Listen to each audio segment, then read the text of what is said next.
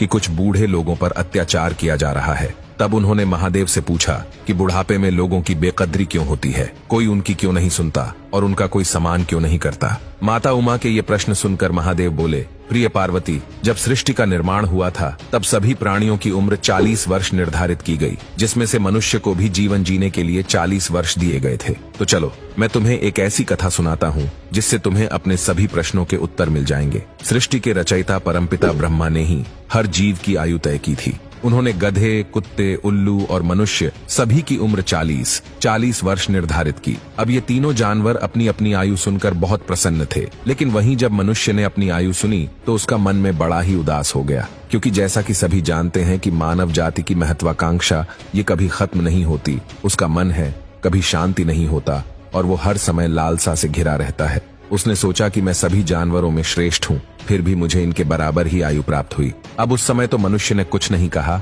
और वो सभी वहां से चले गए। फिर कुछ समय बाद गधा भगवान ब्रह्मा के पास पहुंचा और कहने लगा, है प्रभु, आपने मुझे इतनी ज्यादा उम्र क्यों दी? मैं 40 वर्षों तक मनुष्य का बोझ उठाता रहूंगा, मुझे 40 वर्ष तक नहीं जीना, इसीलिए कृपा कर आप मेरी उम्र कम कर दें और केवल मुझे 20 वर्ष की आयु प्रदान करें। भगवान ब्रह्मा ने जब गधे की बात सुनी तो उन्होंने कहा कि ठीक है, मैं तेरी आयु कम कर देता हूँ, लेकिन तुझे अपनी आयु किसी को दान में देनी होगी। जिसके बाद ब्रह्मा जी ने गधे की